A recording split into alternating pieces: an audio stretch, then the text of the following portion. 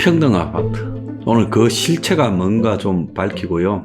그 다음에 그렇게 표현하는 것이 왜 문제인가?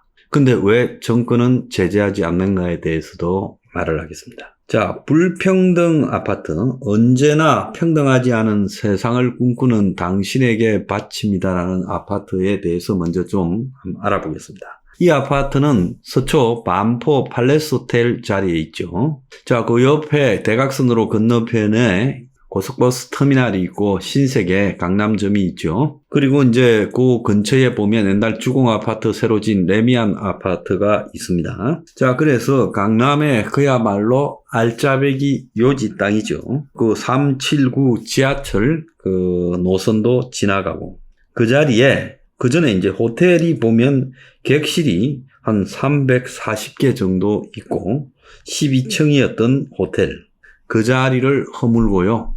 오피스텔 명목의 고급 아파트를 짓는 겁니다. 그런데 오피스텔과 아파트가 사실상 구분되어져서 오피스텔 15개, 아파트 58개, 합쳐서 73개 분양한다. 그래서 이름도 더 팔레스 73. 그리고 이 시행사는 더 랜드라는 데입니다. 자, 팔레스 호텔은 1982년에 문을 열었어요. 제가 대학교 간다고 올라오니까 그 호텔이 있더라고요. 고속버스 터미널에서 내리니까. 2016년에 세라톤 서울 팔레스로 이름을 바꿨고 2011년에 특 2급에서 특 1급 호텔이 됐습니다. 자, 한때는 1년에 매출 이익이 한 150억 이렇게도 났는데 이제 적자에 접어들면서 적자가 53억씩 나니까 더 견디지 못하고 문을 닫았고 작년에 시행사 랜드라는 곳에 4천억 안팎에 팔렸다. 뭐 3,500억에 팔렸다는 이야기도 있어요. 자, 그러면 여기에 이제 아파트 건축비가 대략 얼마쯤 들어갈까? 건축비가 제가 봤을 때는 저 정도 지으면 한 2천억 들어갈 거예요. 자, 그러면 이 아파트를 지어서 얼마나 남을까? 제 추정입니다. 제 추정으로 땅값에다가 건축비 합치면 한 5,500억 정도 들어갈 거고 거기에 이제 실제 분양가는 기본이 평당 100이고 비싼 거는 200, 300, 400짜리가 있다니까 뭐 전체적으로 분양액은 한 1조 단위 되지 않겠습니까? 그러니까 적어도 거기에 다른 경비 빼고도 한 2천억 이상은 남을 거다라고 계산을 하고 지금 이 사업을 하는 거라고 봅니다. 그래서 아마 금융기관에서 이 사업과 관련해서 브릿지론이나 또 더 나아가서 땅값 그리고 PF 등을 벌써 다 해놨을 거예요. 모두 35층짜리 2개 동을 올리는데 35층에서 34층은 펜트하우스로 복층이라는 거. 이게 400억짜리죠. 그 다음에 단층은 이제 5층에서 33층으로 해서 여기는 100평짜리가 들어가고 그 밑에는 이제 오피스텔이 들어가는 모양이에요.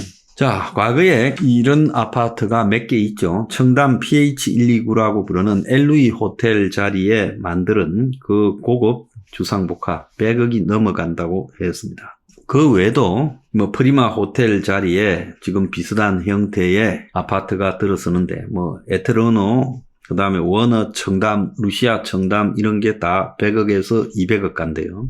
근데 이런 데 땅들은 대개 뭐 한 500평, 200~300평, 뭐 700평 이래가지고 땅이 적어요. 근데 이게 지금 이 바닥의 땅 면적이 기본적으로 2,700평이라고 합니다. 그러니까 2,700평짜리가 3,500억 이상 팔렸으니까 평당 1억 한 2천만 원, 3천만 원 이렇게 들어갔겠죠. 자, 그래 강남에 알짜배기 호텔을 사서 거기에다가 초부자들을 위한 아파트를 짓는 것은 너희들 자유입니다. 자본주의 세상에서 돈만 있으면 뭔 짓을 못합니까? 그런 거 가지고 뭐라 하는 건 아니죠. 그런데 광고 문구에 언제나 평등하지 않은 세상을 꿈꾸는 당신에게 바칩니다.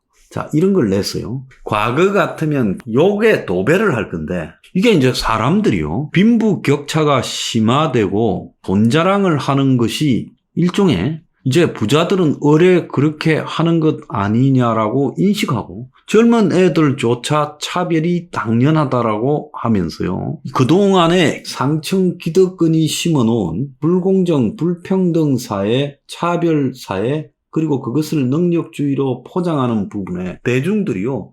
녹아났어요. 그러니까 대중들 스스로요, 집에 가서 나중에 조그만한 서너 평짜리 오피스텔에 살아도 이제 찍어넣어서 사진 올리는 인스타 내용을 보면 온갖 화려한 옷과 명품을 걸치고 고급 오마카세 식당에서 밥 먹고 또 호캉스를 가고 이런 걸 올립니다. 그래서 이 대중들이 부를 부러워하고 그걸 갖다 숭상하기 시작했다는 측면에서 좀 문제가 심각하죠. 그런데 이게 저는 이런 광고가 불법이라고 봅니다. 이 광고 불법 여부하고 관계없이 이 아파트 시행사 더 랜드 측은 국민에게 심려를 끼쳐서 사과를 드린다. 신중하지 못한 표현이었다. 이렇게 했는데 이 사람들이요, 이런 광고를 맡겼을 때 그 광고 회사, 이런 것은 대체로 시행사가 광고 대행사를 선정해서 광고를 맡기죠. 그럼 그 광고를 맡긴 대행사가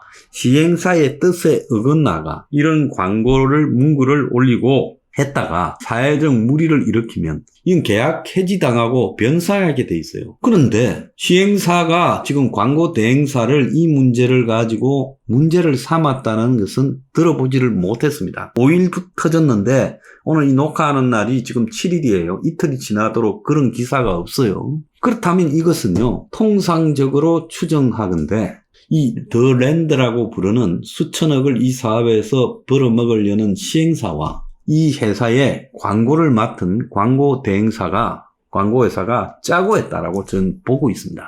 아주 자극적인 문구로 한 방에 거의 노이즈 마케팅에 가까운 시비를 불러일으킬 방법이 없냐? 있습니다. 그럼 뭐냐? 늘 평등하지 않은 세상을 꿈꾸는 당신에게 이 아파트를 바칩니다. 라고 쓰면 그거야말로 이 완전히 시끄러워질 거다. 그렇게 되면 부자들이 끓이지 않겠느냐?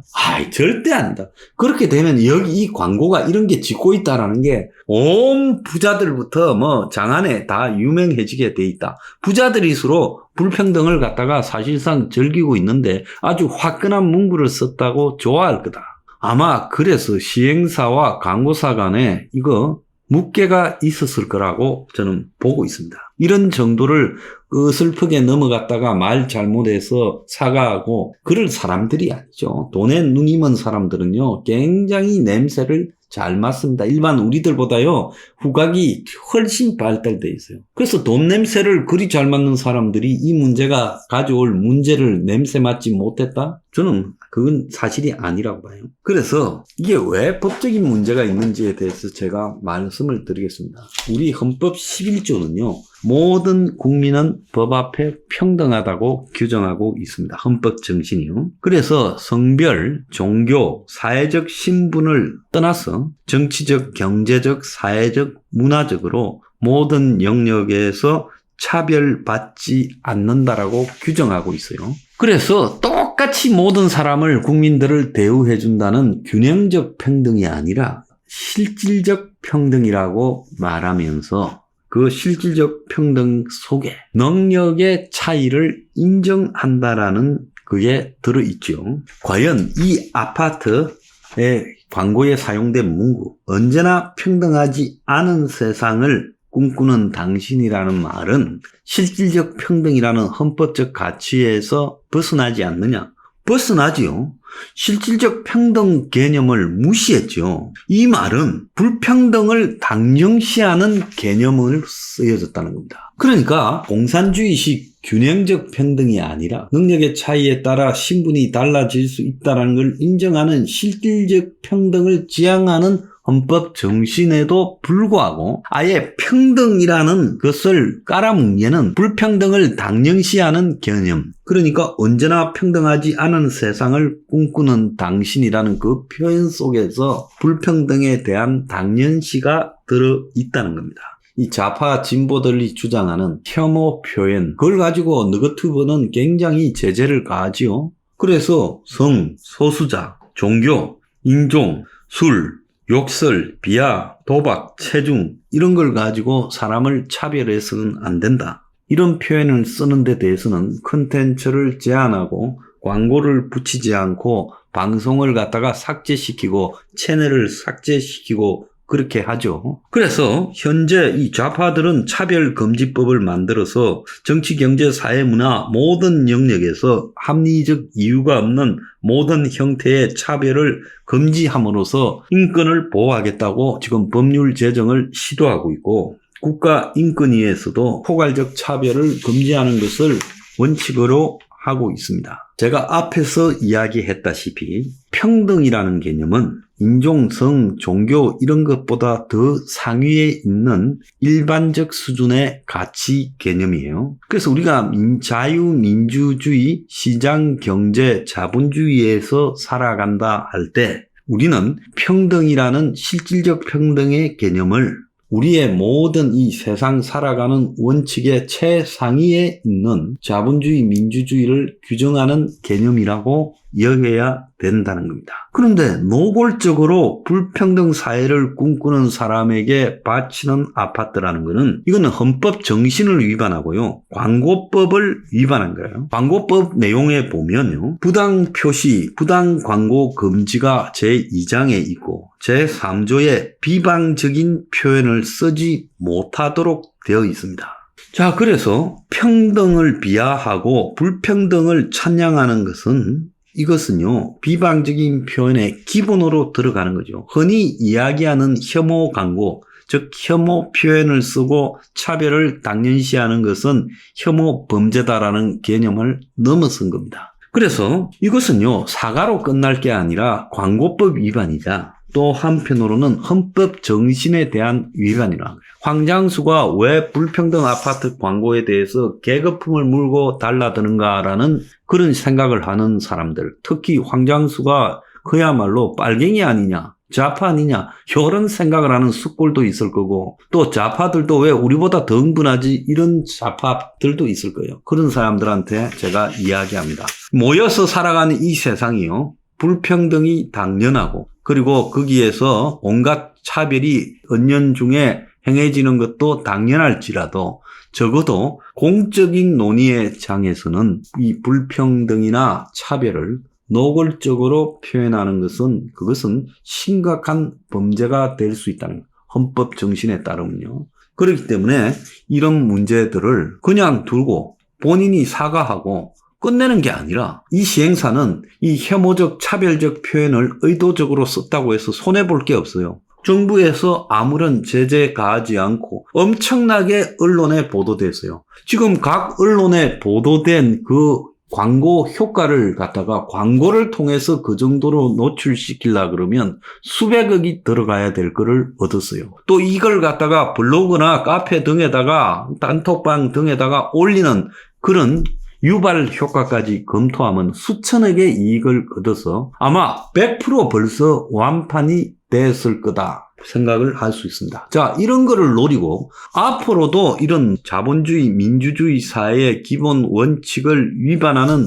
노골적 이런 광고들이 유행할 수 있고, 이제 일단 성역이 무너져 버리면 온갖 형태의 차별과 혐오를 조장할 수 있다는 겁니다. 이런 문제예요. 왜 정권은 입을 다물고 있습니까? We are angry blue.